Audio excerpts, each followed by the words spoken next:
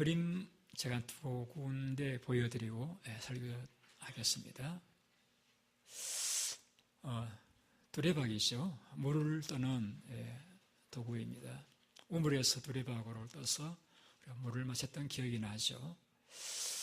이 두레박 뽑게 되면은 가지런한 이 나무 토막들로 이렇게 각을 세워서 두레박이 만들어졌고, 그래서 물을 가득히 떠올 수 있게 됩니다. 그 다음 그림요. 같은 두레박인데 가만히 보면은 이가 빠졌죠.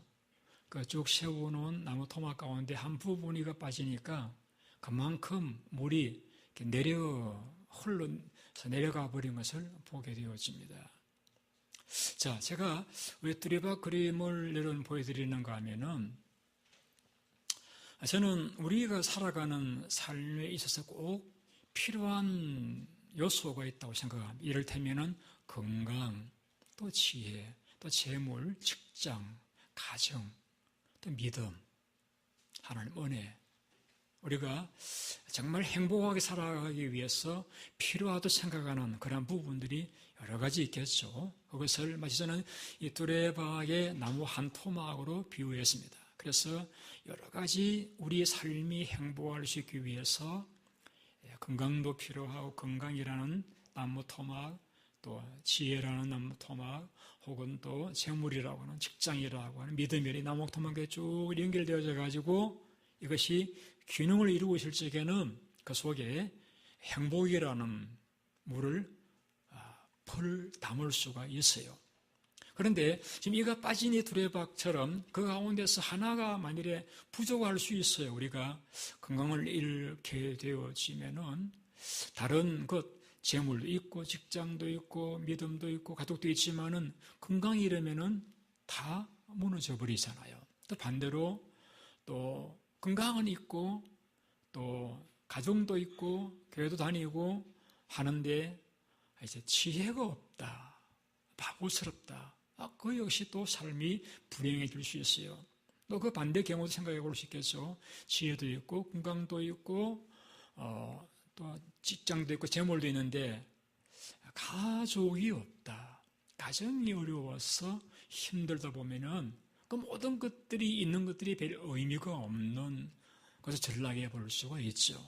그래서 우리가 행복한 삶을 살아갈 수 있기 위해서는 건강이나 지혜나 또 직장, 재물, 하나님의 은혜, 이 여러 가지 조건들이 균형을 이루고 있을 때라야만이 우리에게 주신 하나님의 은혜를 가지고 우리가 행복하게 살아갈 수가 있다는 것을 제가 설명드리기 위해서 두레박 그림을 보여드렸습니다. 여러분, 우리 오늘 읽었던 이 본문 돌아와서 한번 다시 읽어보시겠습니다. 본문 우리 2장 40절 말씀 같이 읽어보시겠습니다. 시작. 아이가 자라며 강하여지고 지혜가 풍만하여 하나님의 은혜가 그의 위에 있더라. 여기서 아기가라고 하는 말씀은 예수님이죠. 예수님이 살아갈 때에 몸이 건강해졌다. 또 그에게는 지혜가 충만하셨고 하나님의 은혜가 그 위에 있었더라. 여러분, 우리가 예수님의 생애를 기록한 책이 4권이죠. 마태복음, 마가복음, 누가복음, 요한복음이죠. 그런데 이 누가복음은 누가 기록했을까요? 누가가 기록했어요. 누가복음, 누가가 기록했어요. 누가의 직업은 의사였어요. 의사의 눈은 일반인들보다 이제 좀 섬세하고 세밀하잖아요. 이 누가가 예수님의 어머니였던 마리아와 함께 지내면서 예수님에 대한 많은 정보들을 받았던 것 같아요. 그래서 예수님에 대한 많은 이야기들을 듣고서 그것을 이제 누가복음을 기록을 하면서 기술을 했는데, 우리 궁금해하는 12살부터 30세까지 청년 대학 청년부 시절은 기록하지 않았어요. 다만 이 자랄 때의 모습과 12살 되었을 때 있었던 일, 이 두 가지만 기록하고 있습니다.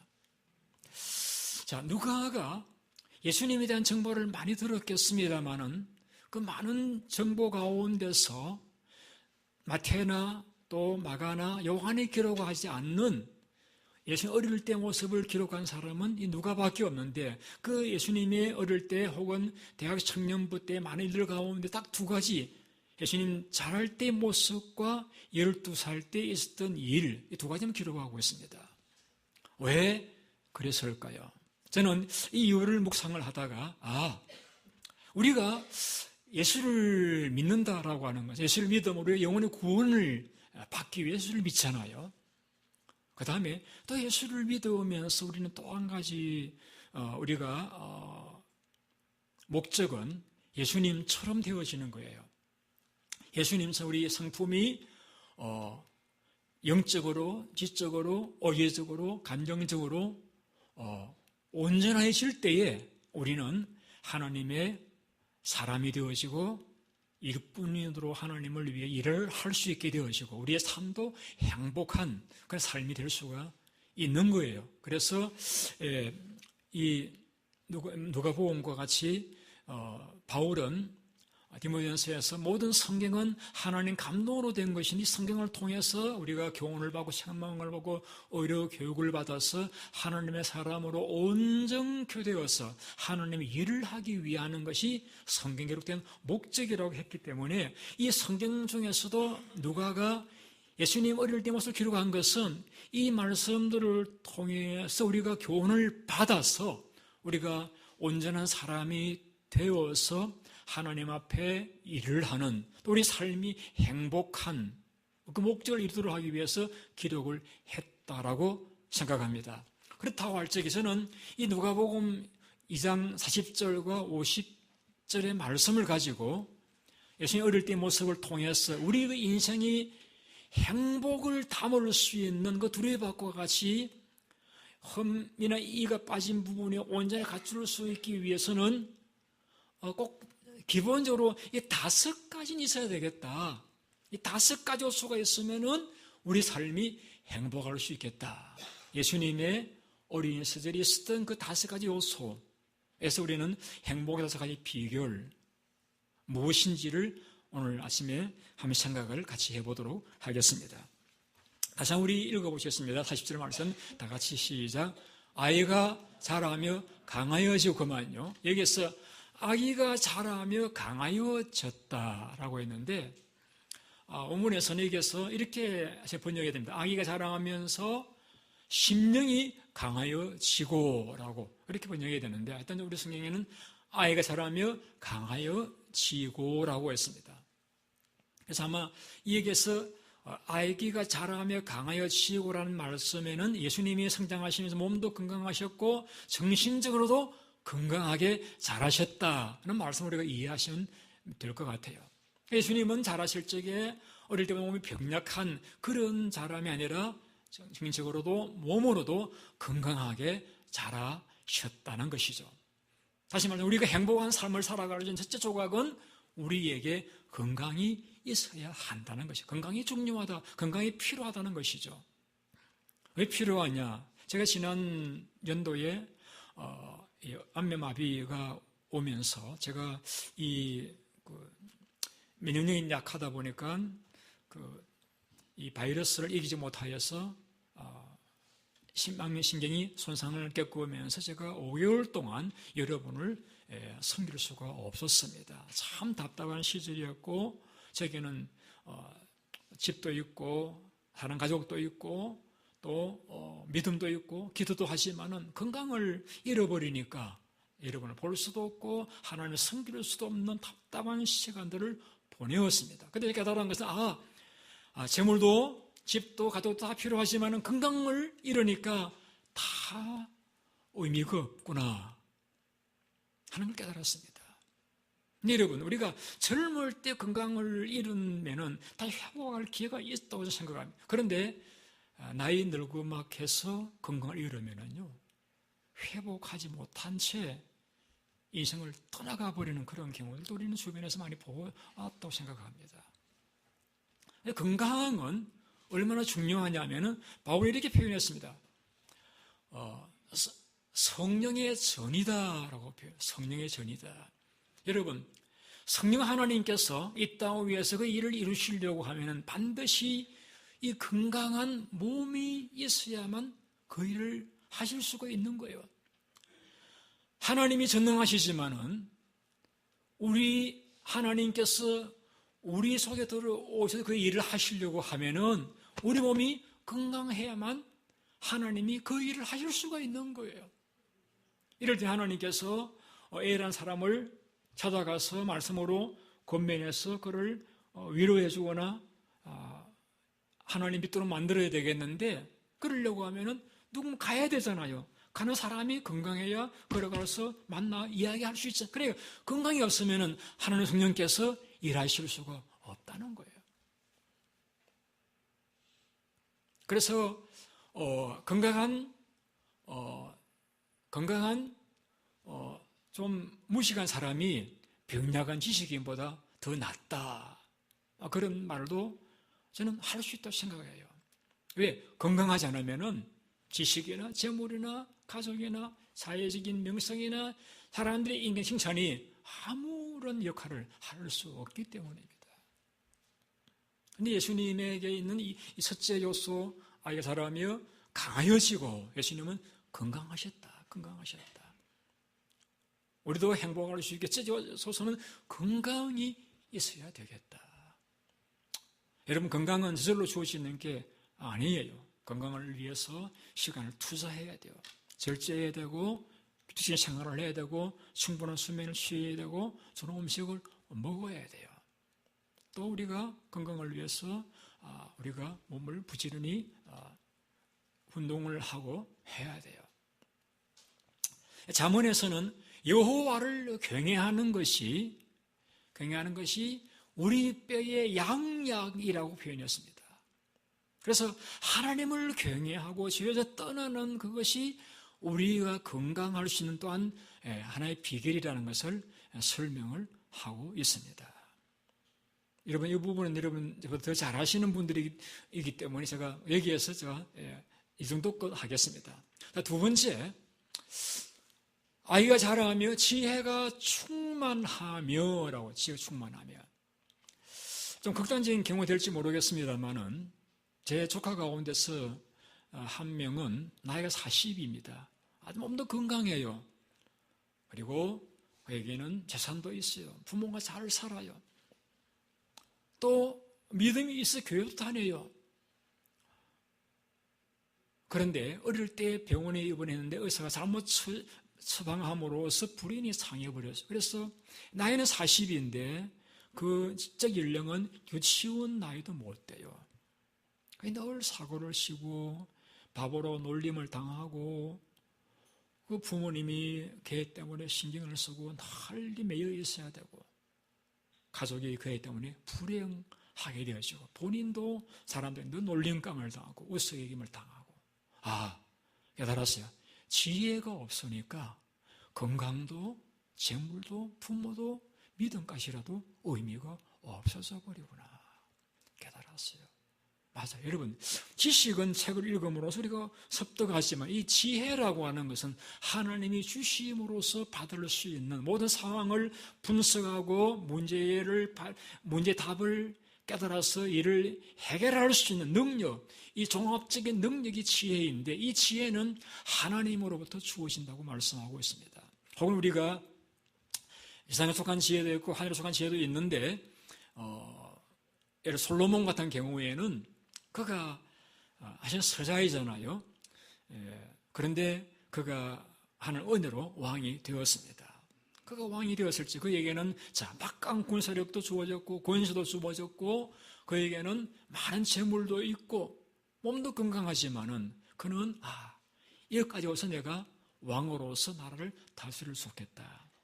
그가 고민하면서 하나님 앞에 1000번의 예배를 드렸는데 하나님이 기뻐하셔서 그 밤에 꿈에 나타나셔가지고 솔로몬이 물었습니다. 솔로몬, 너는 나에게 구해. 내가 너에게 뭘 주랴?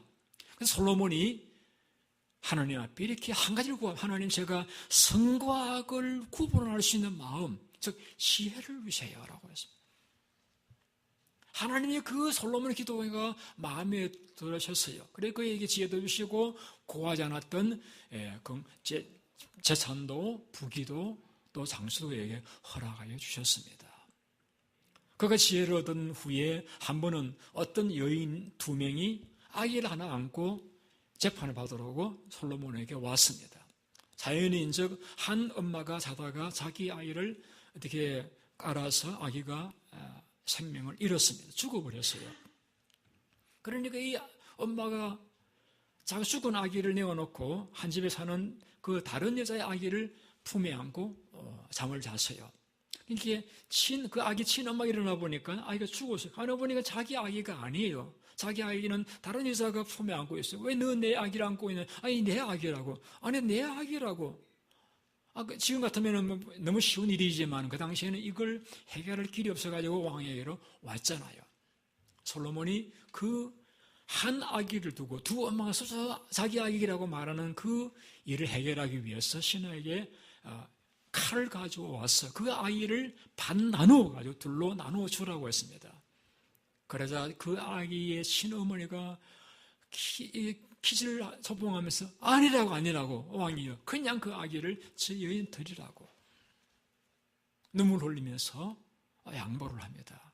그냥 상대방 여자는 아니라고 왕이 말이 옳다고 아기를 반 나누어 가지고 반은 저 아기 반은 내 아이에게 달라고. 그래서 그 여자의 심리를 통해서 친어머니를 확인한 왕이 이 아기의 친어머니는 첫째 여인이라고 하면서 친엄마의 아기를 품에 안게 주잖아요. 자, 여러분, 이 지혜라고 하는 것은 이러한 난감한 상황에서 사태를 바로 분석하고 바른 답을 해결해내는 지혜이잖아요. 세상 사람들은 세상에만 지식과 학문을 통해 그런 지혜를 습득하기도 합니다만 하늘의 지혜는 하나님으로부터 주어집니다. 그래서 야고보는 우리에게 이렇게 가르쳐서 너희 지혜가 부족하느냐? 후히 주시고 꾸짖지 않는 하나님께 기도하라고 했습니다. 우리 지혜를 구해야 돼요. 그래서 우리가 살아가는 삶에 얼마나 난감한 일들이 많이 있어요. 그 난감한 일들을 해서 나가면서 우리가 이 주신 행복을 누리며 살아갈 수 있기 위해서는 세상의 지혜를 추구할 것이 아니라 하나님의 지혜를 우리가 기도하여 얻는 자가 되어져야 됩니다. 여러분, 지식은 성경을 읽으면 지식을 얻을 수 있어요. 지혜라고 하는 것은 성령께서 주시는 선물입니다. 제가 많은 성경을 읽지만은 이 많은 성경을 읽거나 들은 다음에 하나님께서 그 가운데서 그 말씀 지식을 가운데서 저에게 지혜를 주세요. 오늘 이 말씀은 너에게 하시는 말씀이다. 오늘 너가 지금 이 말씀 통해 볼 적에 현재 내 이런 모습이다. 너가 해야 될 이런 일들이다라고 내가 읽은 성경 지식을 가지고 묵상하는 가운데 성령께서 지혜를 주시면서 내가 지금 어디에 서 있는지 내가 어떤 모습인지 뭘 해야 할 것인지를 발견하게 되어지는 것입니다. 그래서 우리는 성령 충만하기 위해서 많이 기도합니다. 근데 여러분 이거 아세요? 성령께서 우리 지혜를 주시는데 그래서 성령을 우리가 충만히 구하기 위해서 많이 기도를 드리는데 사실은요 성령께서 우리 속에서 일하시려고 하면은 내가 간구하는 것보다 더 어려운 것은 그 성령께서 내 속에서 계속해서 그 일을 하실 수 있기 위해서는 우리가 죄에서 떠나야 돼요. 깨끗하게 살아가야 돼요. 그래서 어떤 면에 성령을 구하는 것보다 더 힘든 것이 성령께서 내 속에서 정상적으로 일하실 수 있도록 내가 그 조건을 만들어 드리는 것, 다시 말하면 경건한 삶을 살아가는 것이 더 중요하다라고 말씀할 수 있습니다. 저는 이 복잡하고 어려운 이 시대를 살아가는 저 여러분들이 하나님의 지혜를 얻어서 여러분이 주셨던 그 모든 기회와 축복들을 선용하고 또 누릴 수 있는 그런 여러분 되었으면 참 좋겠습니다. 우리 그 다음에 한 구절 더 보시면 51절로 넘어가겠습니다. 51절. 자, 세 번째 우리의 행복을 지키는 요소 같이 읽어보시겠습니다. 51절 시작.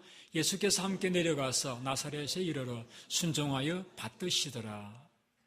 어머니는 이 모든 말을 마음에 두니라. 자, 이 이야기는 어떻게 돼서 나온 이야기냐면은 예수님 12살 되었을 적에 예수님 부모님 예수님을 데리고 성전인 예루살렘으로 올라갔습니다. 유월절 절기를 지키기 위해서 올라가셨습니다.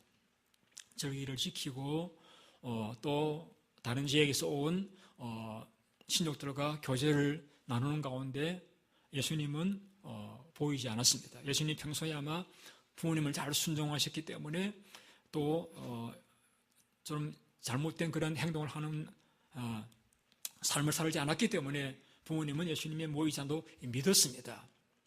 그래서 예수님이 이제 보이지 않는 가운데서 그 절기를 마치고 이제 집으로 돌아오는데 하루 길을 와서 보니까 예수님이 보이지 않는 거예요. 예수야 예수야 불러봐도 예수님이 보이지 않았어요. 하루 동안 찾아도 보이지 않아가지고 3일을 다시 예루살렘으로 올라가면서 예루살렘을 이제 뒤졌지만은 발견할 수가 없은 3일 후에 예수님이 성전에 있는 것을 발견을 했습니다. 성전에 있는 성경학자들과 토론하고 있는 예수님을 발견합니다. 반갑기도 하고 좀 화가 나기도 해서 예수야 우리가 너를 얼마나 사랑하는 줄 아느냐 그렇게 예수님에게 말했을 때 그때 예수님이 뭐라고 대답하시는가 하면은 내가 내 아버지의 집에 있어야 될 줄을 알지 못하셨나이까. 이미 예수님 12살 때 자신이 하나님의 아들이시라고 하는 인식을 하고 계셨던 거였어요. 그러니까 하나님의 아들이니까 하나님의 집에 성전에 있는 것이 당연한 것이지 않느냐. 왜 내가 하나님의 아버지 집에 있는데 왜 나를 찾느냐. 그런 이제 말씀을 주님이 하신 거예요. 그러나 그 말을 들었을 때 부모님은 그 말이 무슨 의미인지를 깨닫지를 못했어요.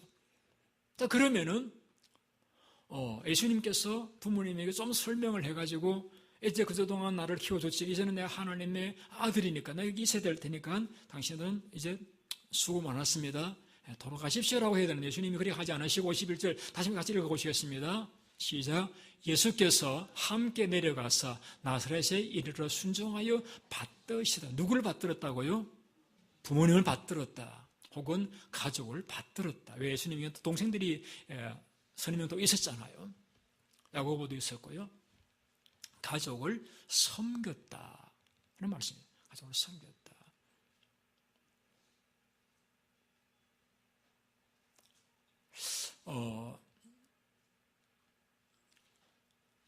우리가 행복한 삶을 살아갈 수 있기 위해서 꼭 필요한 요소 세 번째는 가족이에요. 가족. 우리에게 가족이 어떤 의미로 와닿는가 하면은 가족이라는 것은 내가 가서 쉴 수 있는 곳, 내가 무슨 말을 해도 다 이해하고 받아주는 곳, 그리고 내 피곤한 육신이 쉴 뿐만 아니라 필요한 음식을 먹음으로써 육신도 회복을 넣는 곳, 그러한 안식의 의미가 있는 곳이 가족이며 가정입니다. 그래서 우리가 가족이 없다 보면은 참 외롭고 또 힘들 때도 많이 있잖아요. 그런데 여러분, 가정을 우리에게 주실 때 하나님의 목적은 내가 가족을 통해서 내가 치유를 경험하고 회복을 경험하는 목적만을 위해 주신 것이 아닙니다. 여러분, 하나님께서 하와를 만드신 다음에 그 만드실 때 뭐라고 표현하시는가 하면 내가 너를 위해 돕는 배필을 지으리라. 돕는 배필. 그래서 하와는 아담을 돕기 위한 목적에서 만드신 거예요. 그래서 가족은 남편이 아내를 돕고 아내가 남편을 돕는, 서로 돕기 위해서 존재하는 장소가 가정이며 가족입니다.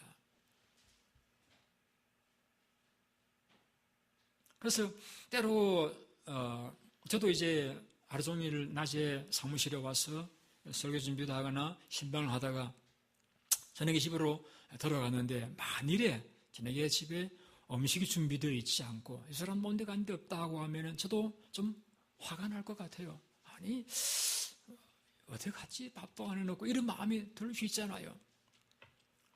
그래서 만일에 이 사람이 어때 뭐 다른 데 갔다 들어오실 적에 아유 왜 밥도 해놓지 않고 이렇게 했냐고 제가 화를 낼 수 있겠죠. 그러면 이 사람도 나도 그러면은 뭐 놀러 갔다 오는 줄 아느냐 뭐 이러면 신방 갔다 올 수도 있고 이렇게 했는데 왜 화를 내느냐 하다 보면 또 분쟁이 일어나잖아요. 그런 가정이 어려워지잖아요. 여러분 우리 가정을 통해서 위로와 회복과 치유와 도움을 받는 장소이기도 하지만은 가정은 다른 측면에 또 내가 상대방을 돕기 위해서 돕는 배필질이라는 말을 쓴 것과 돕기 위해서 존재하는 곳이에요. 그래서 우리가 이 한면 가정을 통해 내가 도움을 받고 회복을 받고 힘을 얻는 이 목적만 생각하면은 화가 나는 거 당연하죠. 그러나 다른 측면 아내가 나를 도와야 될 부분도 있지만은 내가 또 가족을 위해 섬겨야 될 부분도 있어요. 그래서 적어도 가정으로 들어갈 적에 제 마음은 가서 밥을 먹어야지 쉬어야지 이런 것도 한편이 있어야 되겠지만은 아내가 하루도 못 봤던 아내를 보고 내가 뭐라고 칭찬해 줄까? 하루 못 봤던 아이들을 보고 내가 그들의 하루의 삶을 듣고 내가 또 모르던 면을 뭘 내가 또 알고 내 또 지혜를 나누어 보실까? 그렇게 아이들 함께 보낼 것을 위해서 또 아내를 위해서 약간의 에너지는 비축해 두는 게 좋을 것 같아요. 왜? 섬겨야 되니까. 왜? 가정은 내가 도움받는 곳이기도 회복받는 곳이기도 하지만 내가 섬겨야 할 장소이기도 하기 때문에 이런 그 섬기를 신 에너지를 비축해 두고 돌아갔을 적에 만일에 아내가 늦게 들어왔다. 여보 어디 갔다 와? 너 신망가 고생 많았다고. 오늘 피곤하니 그냥 우리 외식할까? 혹은 아이들이 학교 갔다 왔는데 아이들 학교에서 어떤 일이 있었어. 그런 일이 있어서 그렇게 듣고 그래 기뻐하기도 하고 또 이해를 시키기도 하고 함께 놀아줄 수 시간 보내면서 즐겁게 지내기도 하고 이게 가정이에요, 여러분. 이런 가정 생활이 우리에게 잘 되어질 적에 우리의 삶이 행복해질 수 있는 거예요. 여러분 재물도 있고 건강하기도 해요. 믿음도 좋아요. 그런데 여러분 가정생활이 불행하게 되시면요 여러분 그 재물, 그 믿음, 건강 여러분 의미가 없어질 수 있어요. 하나님이 이 땅에 세운 두 기관 교회와 가정, 특별히 가정은 얼마나 우리에게 중요한지 몰라요. 우리 가정의 행복을 지키기 위해서 내가 섬기려는 마음을 가지고 있어야 돼요. 그러면은 여러분 가정생활이 행복하면은 가정에서 내가 힘을 하고 격려를 받으면은 특별히 남자들은요 가족에서 가족에게 격려받으면은 바깥에 나가서 일을 잘할 수가 있어요. 그래서 우리는 섬김의 대상으로 가족을 바라볼 때에 그것은 나도 행복하고 가족도 행복할 수 있고 그러면서 우리는 모든 이 기능들이 모여서 행복한 삶을 유지해 갈 수가 있다는 걸 말씀드리고 싶어요. 네 번째 행복을 위한 요소는 우리의 생업입니다. 생업. 여기 보시면은 한번 다시 보시기 바랍니다. 제가 읽을게요. 예수께서 함께 내려가서 나사렛에 이르러 순종하여 받드시더라. 여러분, 예수님이 30세 될 때까지 나사렛에 계실 때 그 직업이 무엇이었다고 성경 기록하고 있습니까? 목수라는 직업을 가지고 가족을 섬겼습니다. 그래서 가정을 떠나지 않았지만 목수라는 직업을 가지고 가족을 섬겼던 거예요. 그래서 예수님의 직업은 목수였어요. 목수. 여러분 어떤 분들이 그렇게 표현하기도 합니다. 직장에서 내가 한 달에 3,000불은 돈을 받는데 그 20%는 일한 대가이고 80%는 모욕의 대가다. 그런 말을 했습니다. 그만큼 직장 생활하다 보면은 참 모욕을 당하고 직장을 뛰쳐나가고 싶은 충동을 느낄 때가 많은 어려운 현실이 직장이라는 것을 말씀해 주는 것이죠. 그래서 다 공동묘 직장 다니시는 분들이 발언하는 것이 뭐냐면은 빨리 은퇴하기를 기다립니다. 은퇴하면은 큰 구경도 하고 놀기도 하고 자유시간 가지겠다. 그렇게 다 희망을 해요. 그러면은 과연 은퇴하면 그러면 행복하냐? 그렇지 않아요. 어떤 젊은 중년의 남자가 복권에서 많은 돈을 벌었어요. 그래서 직장을 때려치우고라는 말을 이해하시기 바랍니다. 그만두고 좋은 차도 사고 이제 좋은 집도 사고 3년을 실컷 놀았대요. 놀다가 다시 취직을 했대요. 그래서 왜 취직해요? 그랬더니 노는 게 너무 지겹더라고. 여러분, 똑똑한 부자예요. 여러분, 노는 게 즐거울 것 같지만은요, 계속되는 것만 될지 그것만큼 힘든 게 없어요. 지겨운 거. 여러분, 일하는 게 행복이에요. 내가 일거리가 있고 일할 수 있는 직장이 있는 거 내게 복이에요, 여러분. 오늘 한국 예를 들면은 청년 백수들 얼마나 많아요. 또 장년들 조기 퇴직하고 오도 갈 데 없는, 얼마 가면 등산도 가지만은 그것도 또 이제 좀 불편한, 몸이 아프다 보니까 올라가지도 못하고, 그래서 집에 가면은 치이고 바깥에 나가면 인정 못 받는 그러한 또 백수들, 그래서 전체가 불행한 이들이 얼마나 많아요. 그런데 일을 할 수 있다라고 하는 것, 여러분, 행복이에요. 행복이에요. 그런데 왜 오늘 우리 모두에게는 그 일거리니 생업이 고통으로 와닿느냐? 그거는 일이 무엇이냐를 잘 몰라서 그러는 거예요.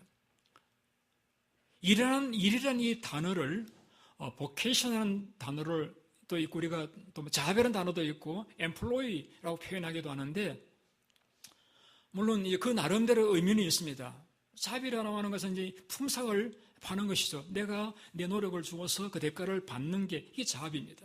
employee는 고용되어져 가지고 일을 해야 하고서 고용주로부터 돈을 받는 것이 employee입니다. 그러나 vocation이라고 하는 이 단어는 콜이라고 하는, 보케이티아라고 하는 헬라에서 나온 말인데, 콜, 하나님께서 그 일이라고 하는 건, 하나님께서 너는 이 일을 하기 위해서 태어난 사람이라고 하는 하나님의 부른 받은 장소가 직업이라는 것이죠. 일이라는 것이죠. 예를 들면 저와 같은 것입니다. 저는 목회자입니다. 저는 목회자가 된 것은 제가 목회하기를 좋아해서 목회자 된 것도 있지만은 하나님이 저를 목회자로 살라고 부르셨기 때문에 목회자의 길을 걸어가는 거예요. 저는 재물을, 물론 일을 함으로 교회 사례를 주시기도 하고 사람들이 칭찬을 받기도 하지만은 그 칭찬과 재물을 위해서 목회자 된 것이 아니라 하나님이 저에게 이 목회자 길을 걸어가라고 해서 목회자 되어진 거예요. 저는 이 길을 걸어가면서 행복하고 보람이 있고 감사하여서 이 길을 걸어가는 거예요. 그런데 저만 아니라 이 모두는 여러분이 어떤 직업을 가지고 있든 그 직업은 하나님이 여러분을 그 일로 부르신 거예요. 그래서 우리의 사명은 그 일은 하나님이 내게 맡긴 일이라고 하는 천직이라고 하는 그 자신을 가져야 돼요. 그리고 그 일을 통해서 나는 다른 사람을 섬기는 거예요. 또 그 일을 통해서 하나님께 영광을 돌려드리는 거예요. 그리고 그 일을 통해서 하나님이 내게 복을 부어주신 통로가 되어지는 거예요. 그런 의미에서 일은 참 우리를 행복하게 만들고 우리에게 하나님의 축복을 가져오는 그런 참 좋은 것이에요. 근데 우리가 너무 왜 힘들다, 왜 느끼느냐면은 일의 직업의 선택을 혹 잘못 선택할 수도 있습니다, 여러분, 내게 맞는 일이라 하는 것은 세 가지가 구비되어야 내게 맞는 천직이 되는 거예요. 첫째는 내가 좋아하는 일. 어떤 직업이든 그 일은 내가 좋아하는 일이어야 돼요. 두 번째는 좋아만 해서 안 되고 내가 잘할 수 있는 일이어야 돼요. 세 번째는 다른 사람들도 너 정말 그 일을 위해 태어난 사람이라고 인정할 만큼 다른 사람들도 그 일에 너가 맞다라고 인정을 해주는 이 세 가지 조건이 갖춰질 적에 그 일은 하나님이 내게 맡기신 천직인 거예요. 자녀들을 대학교 전공을 선택할 때 이 세 가지 기준에 선택하게 해야 되고 자신도 인생을 살아가면서 내가 무슨 일을 하면 살아갈 것인가 결정을 이 세 가지 조건에서 우리는 결정을 할 때에 우리는 그 일을 하면 할수록 즐겁고 또 행복하고 하나님 영광 돌리는 그런 직업의 삶을 살아갈 수가 있는 것입니다. 너무 나이가 많아서 직업을 바꾸라고 이야기하기에는 좀 조심스럽습니다만은 저도 여러분들께서 하나님께서 맡기신 그 직업이라는 것은 하나님이 여러분을 그 일을 통해서 복을 받고 그 일을 통해서 다른 사람들을 섬기고 하나님 영광을 드러나라고 맡기신 것임을 알고 감사함으로 그 일에 여러분 충성하시기 바랍니다. 돈을 위해 살아가는 그런 고용인이 아니라 하나님 영광을 위해서 그 일을 하는, 다른 사람을 섬기기 위해 그 일을 하는 그런 삶을 살아갈 적에 나도 행복하고 다른 사람들도 행복하게 되어지는, 진짜 사회가 아름다워지는 그런 것을 가져올 수 있는 거예요. 성경은 게으른 것을 악하다라고 말씀하고 있습니다. 그래서 우리는 악한 게으른 삶을 살아가서는 안 됩니다. 하나님에게 맡기신 그 일이 하나님의 일이라고 생각하고 최선을 다하여서 다른 사람을 섬기고 하나님을 영화 높게 하려고, 그 직을 통해서 하나님을 영화 높게 하려고 할 적에 하나님께 복을 받고 나도 행복하고 우리 생애가 아름다워질 수가 있는 것입니다. 자, 다른 사진 하나 볼까요?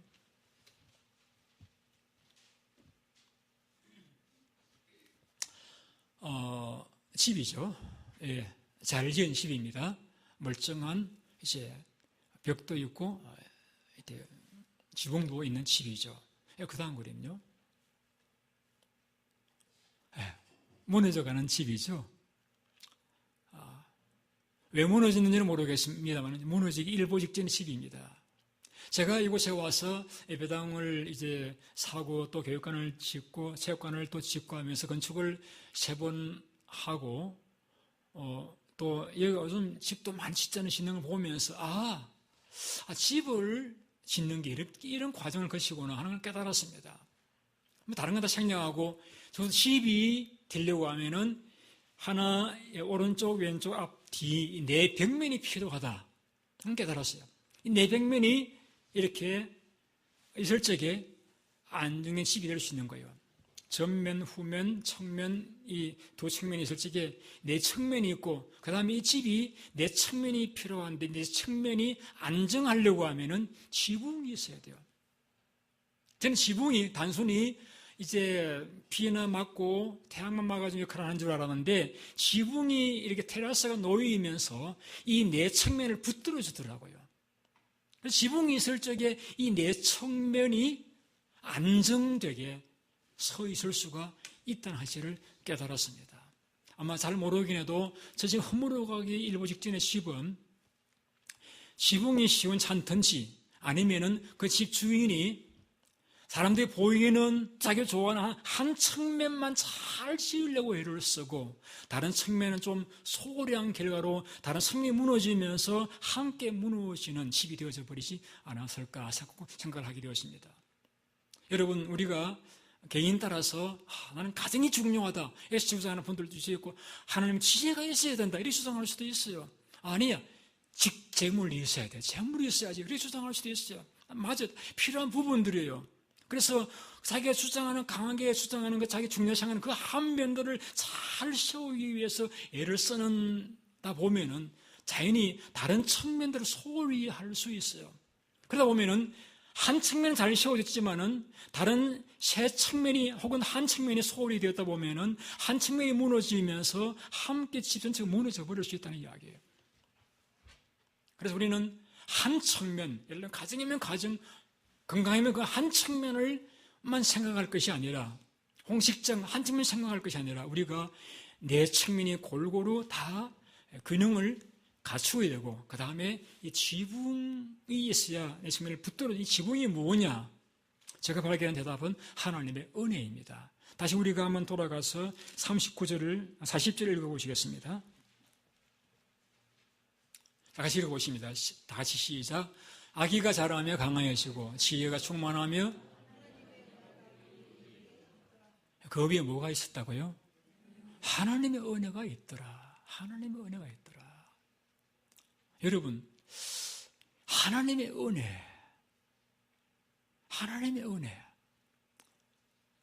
있더라. 제가 이 네 측면이 있어야 집이 세워진다라고 했는데, 이 집이 네 측면이 견고하게 안전을 유지할 수 있게 지붕이, 테라스가 홀더해 줘야 된다고 말씀드렸는데, 이 네 측면을 안정적이게 만든 요소 바로 하나님의 은혜라는 것이죠. 하나님의 은혜다.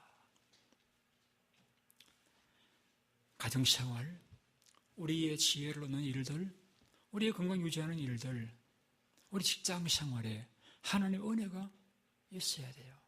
하나님의 은혜를 받지 못하면 가정 아무리 행복해도, 재물이 있어도, 좋은 직장에서도 하나님의 은혜가 없으면 무너질 수 있어요. 하나님의 은혜는 이 모든 것들을 안정적이도록 붙들어주는 그런 역할을 하는 거예요. 우리 성경을 보게 되면 아브라함 조카가 있었잖아요. 그 조카가 소돔성에 살고 있는 하나님께서 소돔성을 멸망하러 가신다는 걸 알았을 적에 아브라함이 은혜를 구하잖아요. 하나님, 그 소돔성에 의인 50이 있으면은 그 성을 용서하시겠습니까? 용서한다. 하나님, 45명이면 어때요? 용서하겠다. 40명, 30명, 20명, 10명, 6번까지 아브라함이 조카로서를 위해서 간구하잖아요. 은혜를 간구하잖아요.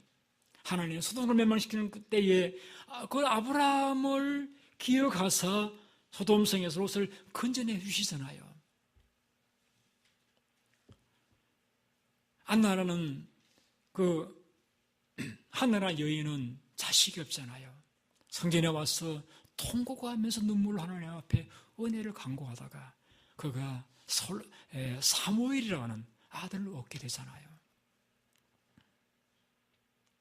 신약에 와서 수르보닝의 여인, 그 딸이 흉하게 귀신 들렸습니다. 여러분, 귀신 들린 아이를 둔 어머니 마음이 오죽하겠어요. 예수님께 왔습니다. 그들도 보지도 않고 외면하고 개취급을 합니다. 그때 이 수르보닝이 이렇게 이야기하잖아요. 주님 맞습니다.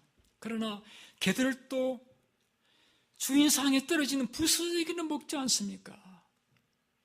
개들도 주인상에 떨어지는 부스러기는 먹지 않습니까? 내 딸에게 그 부스러기 은혜라도 베풀어 달라고 주님께서 여인아 내 믿음이 크도다 내 믿음이 될지어다라고 말씀했을 적에 그 딸이 건강을 회복했잖아요.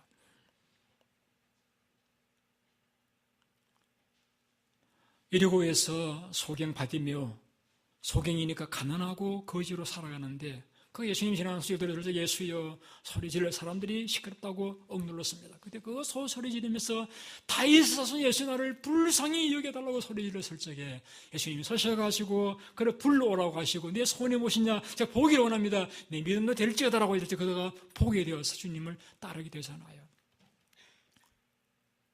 마지막 주님 십자가 달리실 적에 운명을 앞두고 계실 적에 한병헌도가 예수님 앞에 은혜를 구하잖아요. 예수여 당신 나라에 임하실 적에 나를 생각해 주소서. 예수님이 은혜를 구하는 그 한병헌 강도에게 너가 오늘 밤에 나와 함께 낙원에 있을 것이다. 하나님은 은혜를 구하는 자에게 외면하지 않으셨어요. 주님은 자기 은혜를 구하는 자에게 외면하지 않으셨어요. 오늘 여러분의 가정, 여러분 직장 생활, 여러분의 건강, 여러분의 삶에 한 은혜가 필요하지 않으세요? 저는 하루를 계산해 보았습니다. 24시간, 7시간 자고 3시간 아침, 점심, 저녁 밥 먹고 그러면 후떡 10시간 지나가 버려요. 샤워하고 어때 하다 보면 12시간 지나가 버려요. 화장실 가야 되니까 12시간 가운데서 8시간은 적어도 교회에 와서 봉사하려고 해요. 신방을 하든지 설교 준비하든지 하여튼 8시간은 딱 떼어놓았습니다. 그러고 보면은 제가 자유롭게 사용하는 시간은 하루에 4시간밖에 없어요. 이 4시간 가운데 제가 뭘 해야 되는가 하면은 기도 생활을 해야 돼요. 책도 읽어야 돼요. 가족과 함께 시간도 보내야 돼요. 그리고 손님 오면 같이 씻는 보내야 되고 또 그 외에도 또 급한 어떤 일이 할 수도 있잖아요. 4시간 가지고 나머지 일들을 하려고 하다 보면 혹은 또 앞에 그 18시간 가운데서 시간 모자라는 부분을 또 이 시간을 가지고 보충하기도 해요. 하다 보니 늘 4시간 이 4시간을 어떻게 쓰느냐에 따라 내 삶이 달라지는데 이 4시간에는 하나님의 지혜를 얻어야 되고 은혜를 구해야 되고 가족을 섬겨야 되는데 저는 이 4시간 가운데서 절반을 하나님의 은혜를 구하는 데 드리기로 작정을 했어요. 적어도 미니멈 하루에 2시간은 하나님의 은혜를 구하는 데 드린다라고 저는 작정을 하고 교회 나오든 집에서든 하루 2시간은 은혜를 구하는 데 시간을 사용을 해요. 여러분, 이거 쉬운 일 아니에요. 여러분들 시간 잘 하시잖아요. 여러분 28시간 하시는 분들 아니시잖아요. 그럼 나머지 2시간 가지고 가또 섬기고 다른 일들을 해요.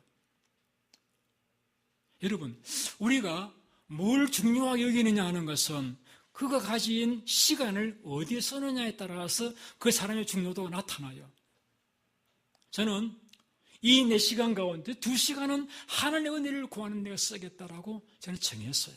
그리고 계속 지켜오고 있어요. 그러니 제가 하나님께서 그러한 제 은혜를 주셨어요.